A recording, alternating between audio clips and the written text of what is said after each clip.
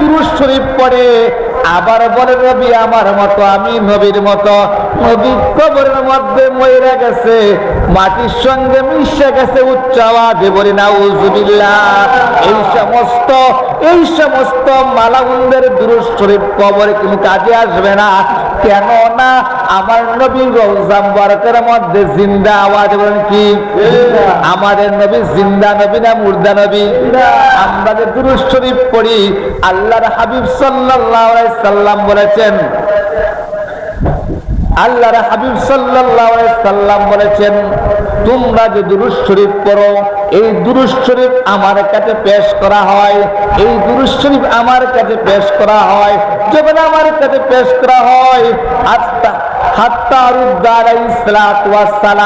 আল্লাহ তাবারাকা তাআলা আমাকে তোমাদের দুরূদ শরীফের জবাব দেওয়ার ক্ষমতা দান করেন। উচ্চ আওয়াজে বলি সুবহানাল্লাহ, আল্লাহু আকবার। আপনি যে দুরূদ শরীফ পড়েন, আপনাকে নবী চিনে, আপনার বাবাকে চিনে, আপনার মাকে চিনে, আপনার বংশ পরিচয় জানে। একমাত্র আপনি নবীর অতি নিকটে হতে পারবেন, মুহাব্বতের উম্মত হতে পারবেন একটা আমলের কারণে। এই আমলটার নাম হচ্ছে দুরূদ শরীফ। সেই আমলটা আমরা করতে চাই কি চাই না?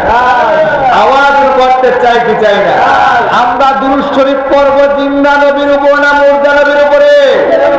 আমাদের নবী হায়াতুন নবী, জিন্দা নবী রওজা মুবারকে আরাম করতেছেন। এটা হচ্ছে আহলে সুন্নাত ওয়াল জামাতের আকীদা। আজকে বদ আকীদা আমদানি করে মানুষের ঈমান আকীদাকে কি করতে ধ্বংস করতেছে।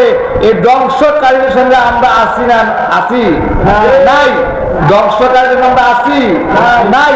এই বদ আকীদাযুক্ত লোকদের কাছে আমরা নাই, তাদের সঙ্গে আমরা নাই। আরেক হাদিসে কিয়ামতের মধ্যে আছে, ইন্না মিন আফদালি আইয়ামিকুম ইয়াউমাল জুমআহ। আল্লাহ নবী সাল্লাল্লাহু আলাইহি সাল্লাম বলেন, তোমাদের দিনগুলোর মধ্যে সর্বোত্তম দিন হচ্ছে জুমার দিন।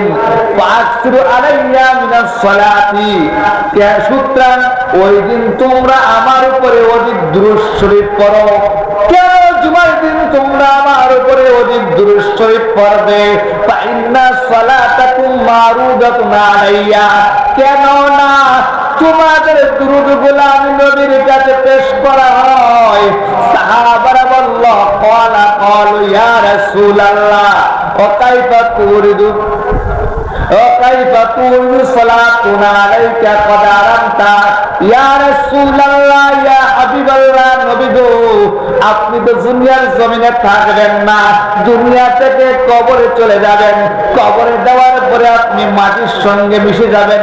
তখন কি করে আমাদের দুরূদ আপনার কাছে পেশ করা হবে? ক্বালু, আমার নবী বললেন, ইন্নাল্লাহা হারামা আলাল আরদি আজসাদাল আম্বিয়া। ও সাহাবারা, ও সাহাবারা, সাবধান, সতর্ক থাকো। নবীগণের দেহ মুবারককে, এই জমিনকে ভক্ষণ করা হারাম করে দিয়েছেন। উচ্চ আওয়াজে বলি সুবহানাল্লাহ, আরো জোরে জোরে আল্লাহু আকবার। এই হাদিস দ্বারা প্রমাণ হয় সাহাবারাও এই ধারণা করেছিল নবী মরে যাবে, মাটির সঙ্গে মিশে যাবে। এই সাহাবায়ে কেরামদের এই আকীদা খণ্ডন করে আমার নবী বললেন, ইন্নাল্লাহা হারামা আলাল আরদি আজসাদাল আম্বিয়া। নবীগণের দেহ মুবারককে জমিন ভক্ষণ করা হারাম করে দিয়েছেন। এই হাদিস থেকে বুঝা যায় নবী কি জিন্দা নবী না মুর্দা নবী? আওয়াজে বলুন, জিন্দা নবী না মুর্দা নবী? আমরা কি শয়তানের পক্ষে না বিপক্ষে? এখন কিছু শয়তান মার্কা লোক রয়েছে, তারা তফজব করে কিছু শব্দ তসবিহ বানাইছেন। এক বলে, কুল ইন্নামা আনা বাশারুম মিসলুকুম, আমি নবীর মতো, নবী আমার মতো। উচ্চ আওয়াজে নাউজুবিল্লাহ। আরেক তসবিহ বানাইছে, নবী মইরা গেছে, কবরের মধ্যে মাটির সঙ্গে মিশে গেছে। উচ্চ আওয়াজে বলি নাউজুবিল্লাহ। এই বদ আকীদা আহলে সুন্নাত ওয়াল জামাতের আকীদা না। আহলে সুন্নাত ওয়াল জামাত আজকের নতুন সংগঠন নয়। আহলে সুন্নাত ওয়াল জামাতের প্রতিষ্ঠাতা সৈয়দ মুহাম্মদুর রাসূলুল্লাহ সাল্লাল্লাহু আলাইহি সাল্লাম এর প্রচার প্রসার করেছেন সাহাবায়ে কেরাম। সাহাবায়ে কেরাম থেকে আজকে ১,৫০০ বছর এই আকীদার উপরে যারা আছে, তারা সঠিক পথে আছে, এই আকীদা থেকে তারা দূরে সরে গিয়েছে, তারা পথভ্রষ্ট হয়ে গেছে, বাতিল হয়ে গেছে। আল্লাহ তাবারক ওয়া তাআলা আমাদেরকে সঠিক আকীদার উপরে নিজের জীবনকে গড়ার তৌফিক দান করুন, আমিন। এই ফয়জিয়া দরবারের মধ্যে ওই পিসা হুজুরকে আমাদের দরবার প্রতিষ্ঠা করে দিয়েছেন, তিনি রওজা মুবারকে আরাম করতেছেন।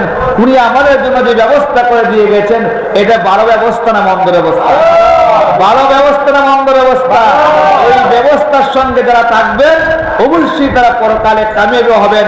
আল্লাহ তাবারক ওয়া তাআলা আমাদেরকে এই দরবারের সঙ্গে সম্পৃক্ত থাকার তৌফিক দান করুন, আমিন। তো এবার ওরা তাসবিহ বানাইছে, আমি নবীর মতো নবী আমার মতো, আমি নবীর মতো নবী আমার মতো। নাফরমানের করে নাফরমান, তোর কোন যোগ্যতা আছে নবীর মতো হওয়ার?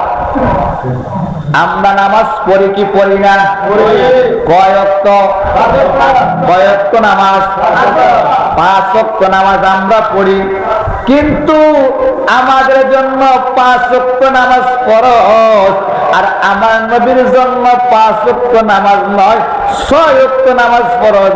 ও মিনাল লাইলি ফাতাহাজ্জাত বিহি নাফিলাতাল লাক, আমার নবীর জন্য তাহাজ্জুদ ফরজ ছিল। উচ্চ আওয়াজে বলি মারহাবা। তাহলে আমার নামাজ নবীর নামাজ একনি, আওয়াজ একনি।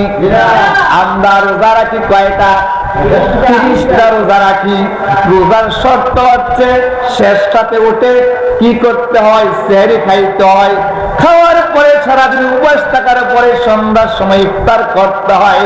মুসলিম শরীফের হাদিস, আমার নবী রোজা রাখতেছেন, না ইফতার না সেহারি, না ইফতার না সেহারি। সাহাবায়ে কেরাম নবীকে অনুসরণ করতে লাগলেন। নবীকে অনুসরণ করতে করতে তারাও না সেহারি না ইফতার শুরু করলেন। এবার তারা এই অবস্থা যখন 2 দিন গেল, তার লম্বা হইয়া মসজিদ নববীর মধ্যে শুয়ে গেলেন। আমার নবী ডাক দিয়া বলল, সাহাবারা তোমরা কে আছো আমার মতো? আমি যদি না খাই, না খাওয়ার পরেও আল্লাহ তাবারক ওয়া তাআলা আমার শরীরের মধ্যে তোমরা খেয়ে যে শক্তি পাও, আমি না খাওয়া অবস্থায় আমার শরীরের মধ্যে এই শক্তি দান করেন আমার আল্লাহ।